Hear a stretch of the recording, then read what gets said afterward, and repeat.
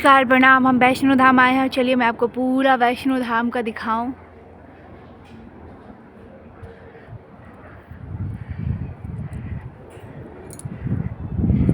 यहाँ हम अभी छत पे से वीडियो बना रहे हैं और आज हमारा लास्ट डे है। यहाँ पे हम लोग तो दर्शन कर लिए माँ वैष्णो देवी का, भैरव बाबा का,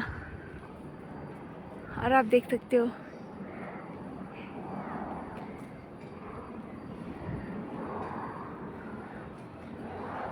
और वो रही वहाँ पे है माता। इस बिल्डिंग से ढक जा रहा है और वो देखिए वहाँ तक है। वो जो ऊपर आप टावर देख रहे हो वहाँ पे है भैरव बाबा।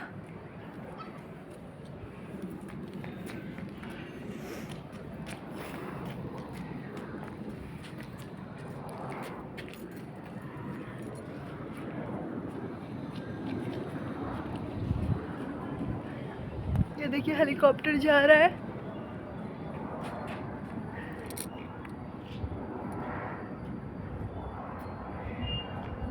ये देखिए हेलीकॉप्टर जा रहा है माँ वैष्णो देवी के धाम पर। और यहाँ पे झूला भी जाता है, लेकिन मॉर्निंग में भैरव बाबा से बहुत ज़्यादा दूर तक नहीं जाता है। ऐसे हम लोग तो पैदल ही चढ़ाई किए थे। आपने हेलीकॉप्टर देख लिया, ये हेलीकॉप्टर वहीं जा रहा है। ये हेलीकॉप्टर माँ वैष्णो धाम जा रहा है।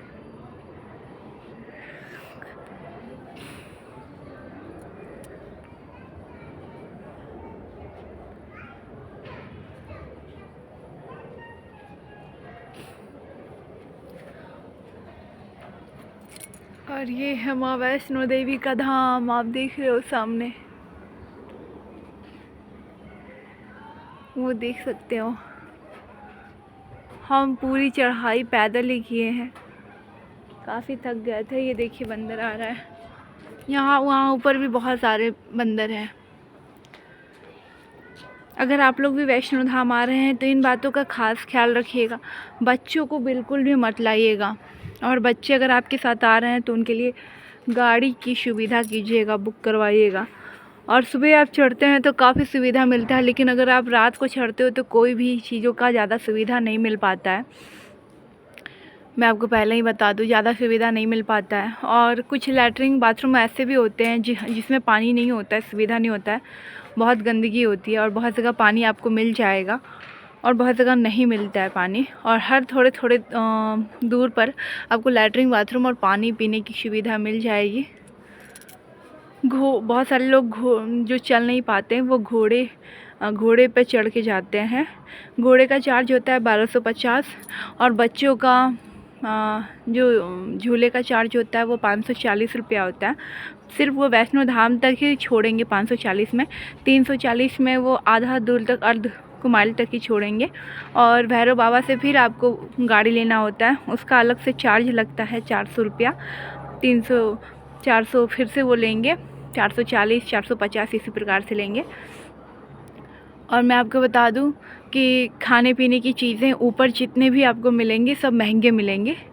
यहाँ पे एक चिप्स का पैकेट भी लोगे, अगर उस पर 15 रुपये दाम लिखा है तो 20 रुपया लगेगा। पानी का बोतल अगर 20 का है तो 25 रुपये का मिलेगा। खाने पीने की चीज़ें भी 50, 60, 100, इससे नीचे का आपको कुछ नहीं मिलेगा। और बार बार आपको जैसे आप घोड़ा भी किए ना तो अर्ध कुमारी तक किए तो वहाँ का चार्ज अलग लगेगा, वैष्णो माता का अलग लगेगा, भैरव बाबा पे जा रहे हो अलग लगेगा। तो तीनों जगह पे अलग अलग चार्ज लगते हैं, कोई एक चार्ज नहीं लगता है। तो इसका भी आपको खास ख्याल रखना है। और अगर आप आ रहे हो तो पूरा सेफ्टी के साथ आए। और नीचे तो जब आप चढ़ाई करते हो तब उतनी ठंड नहीं लगती है, जब आप ऊपर पहुंच जाते हो तो बहुत ज़्यादा ठंड लगती है और वहाँ पे बहुत ज़्यादा सुविधा नहीं है। और दुखवारी माता में आपको 100 रुपये में एक कम्बल मिलता है, उसका टोकन कटवाना होता है। जितना कम्बल लोगे उतना 100 रुपये लगेगा आपको। और सोने का स्थान आपको खुद स्वयं खोजना होगा। और मैं आपको बता दूं कि अगर आप चढ़ाई कर रहे हो तो अब बहुत ज़्यादा ठंड के कपड़े अच्छे से पहन के जाइएगा अगर रात की चढ़ाई कर रहे हो, क्योंकि रात में वहाँ पे बहुत अधिक मात्रा में ठंड लगती है ऊपर। और बहुत मंदिर के अंदर जब आप प्रवेश करते हो तो मोजे और जूते उतारने होते हैं, नंगे पाँव चलना होता है। तो उसमें भी ठंड बहुत सारे इंसान को लगती है, क्योंकि वहाँ पे ज़्यादा मैट नहीं बिछा होता। ये देख सकते हो आप अंदर, ज़्यादा मैट वहाँ पे नहीं बिछा होता है। ये देख सकते हो बंदर। और वहाँ पे बंदरों को आप सेवा कर सकते हो, खाना खिला सकते हो। कन्या बैठी होगी तो उनको भी आप अपने मर्ज़ी से कुछ पैसे दे सकते हो। डमरू वाले, ढोल वाले होते हैं जो आपके लिए बजाते हैं, जो आपको एक्टिव करते हैं, उनको भी पैसे देने होते हैं। अब अपनी मर्ज़ी के इच्छा अनुसार दे सकते हो। और जो आपको लेकर जा रहा है उसको भी रास्ते में आपको चाय पानी नाश्ता करवाना होता है। और जब आपको जहाँ तक वो छोड़ देगा तो आपको फिर उसको पैसे देना होता है, 100, 200, 150, जिसकी जैसी होती है। कुछ लोग तो 200 से भी ज़्यादा ले लेते हैं। तो आप पहले ही बात करके ऊपर चढ़ाई कीजिएगा। कुछ बात मैं आपको इसलिए बता दे रही हूँ कि वैष्णो धाम बहुत सारे लोग आते हैं, बहुत परेशान हो जाते हैं, क्योंकि वहाँ पे बहुत ज़्यादा व्यवस्था अच्छी नहीं रहती है। तो इस वजह से आप लोग अपना व्यवस्था स्वयं कंबल वम्बल लेकर आइएगा। अगर रात की ठंडी में चढ़ाई कर रहे हो तो बहुत आवश्यक है, क्योंकि इतना बड़ा धाम में सुविधा के नाम पर कुछ भी नहीं है। मैं तो साफ बता रही हूँ, सुविधा के नाम पर कुछ भी नहीं है। सब कुछ आप स्वयं अपने पैसों से ही करोगे। ऊपर जब आप वैष्णो धाम जाते हैं तो वहाँ पे आपको थोड़े ही पास में खाने का मिल जाएगा, जहाँ पर आपको किफ़ायती दाम में खाना मिल जाता है। 8 रुपया में चाय मिल जाएगा, 45 रुपये में राजमा चावल मिल जाएगा। हर जगह आपको पैसा तो देना ही पड़ेगा, लेकिन हाँ, मैं ये कहूँगी कि वो आपकी मर्ज़ी है कि आप अच्छे रेस्टोरेंट में खा रहे हो कि वहाँ पे खा रहे हो, सस्ते वाले में खा रहे हो। सो अपने ही पैसे खर्च के आपको सब कुछ करना होता है। बस ध्यान आपको ये रखना, अगर परिवार फैमिली के साथ आप जा रहे हो तो पूरा प्रोग्राम बनाकर जाएं। बच्चों को ठंड के कपड़े अच्छे से पहना दें, और आप भी स्वयं पहने रहें, क्योंकि ऊपर बहुत ज़्यादा ठंड रहती है। और अच्छे जूता पहन के जाएं, क्योंकि मैंने देखा वहाँ पे बहुत सारे लोगों का चलते चलते जूते और चप्पल टूट गए थे, क्योंकि ऊपर तो कुछ जूते चप्पल नहीं बिकता है, आधा दूर तक ही आपको मिलेगा। उसके बाद ऊपर चढ़ाई करोगे तो नहीं मिलेगा। तो फिर वो लोग ठंड में ना ऐसे ही पैदल चल रहे थे मजबूरी में। तो इसीलिए मैं कहूँगी कि आप लोग अच्छा जूता चप्पल पहन के ही ऊपर चढ़ाई कीजिएगा, वरना टूट जाएगा बीच में तो आप बहुत प्रॉब्लम में आ जाओगे। तो इन सब बातों का ख्याल रखते हुए ही आप यहाँ पर धाम पर आइएगा। और आपको जो कुछ भी लेना होगा आप नीचे से अच्छे से ले लीजिएगा, तभी चढ़ाई कीजिएगा, वरना आपको बहुत सारी चीज़ों में तकलीफ़ होगी।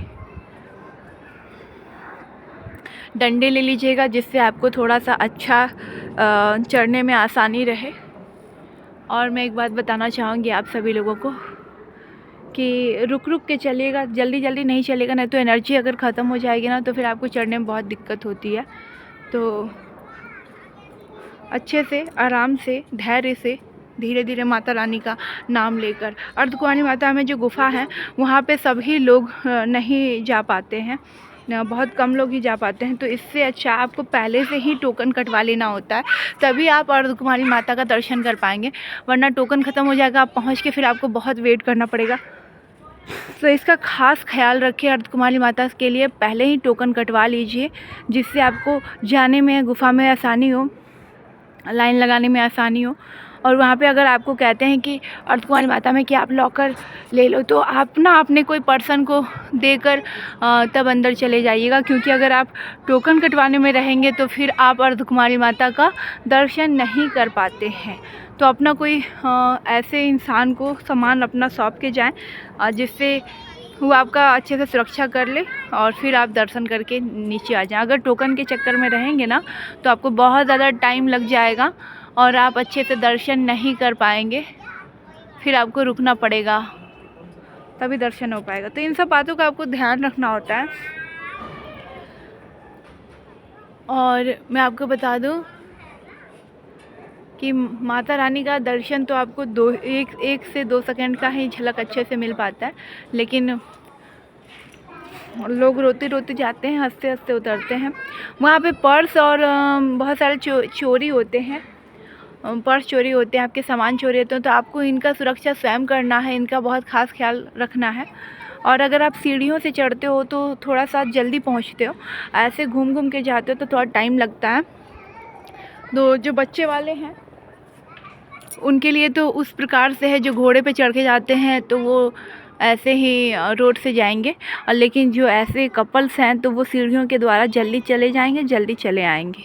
हाँ, नीचे उतरने के टाइम पे भी सीढ़ी बहुत ज़्यादा है, तो आपको जैसा अच्छा लगे उस तरीके से आइएगा और अच्छे से अपना खास ख्याल रखिएगा। मैं पूरी जानकारी इसलिए बता रही हूँ क्योंकि मैं वहाँ पे देखी हूँ बहुत सारे लोग बहुत परेशान थे, क्योंकि किसी को कोई नॉलेज नहीं था। आ जाते हैं, चले जाते हैं, बाद में उनको बहुत कष्ट होता है, तो वहीं पे कुछ लोग रुक जाते हैं। तो आप अगर मैं तो यहाँ पे 3 बजे चढ़ाई करना स्टार्ट की थी। सुबह मॉर्निंग में मैं 8 बजे तक नीचे आ गई थी आराम से। तो इतना वक्त लग जाता है, जिसमें हमारे पास 2 बच्चे थे और हम कहीं पे भी रुकते नहीं थे, चलते जाते थे, रुके कहीं नहीं है। अगर कहीं रुकते भी थे तो सिर्फ फ़ोटो वीडियो बनाने के लिए 2 सेकेंड, 10 सेकेंड, 5 सेकेंड, 1 सेकेंड ऐसे ही रुकते थे, तब हम लोग इतना जल्दी नीचे उतर पाए थे। तो आप लोग अपने हिसाब से देख लीजिएगा। और हाँ, गुफ़ा में जाने के अंदर ये मत सोचिएगा पहले अर्धकुमारी माता में कि हम नहीं अंदर जा पाएंगे, वरना आप फंस जाओगे।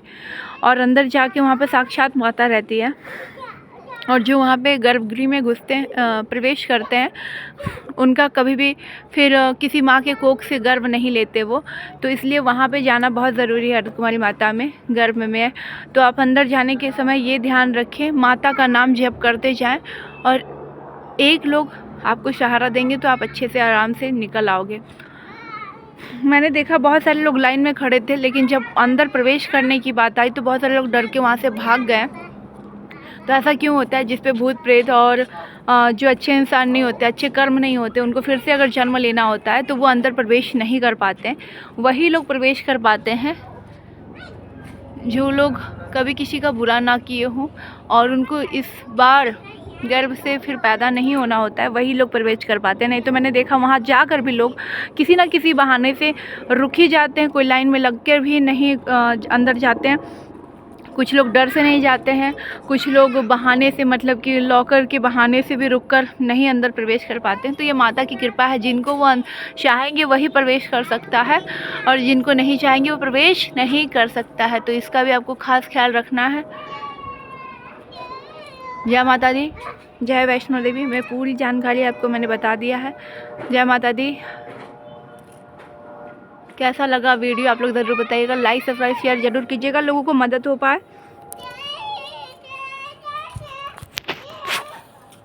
जय माता दी। जय माता दी। ये रहा वैष्णो धाम।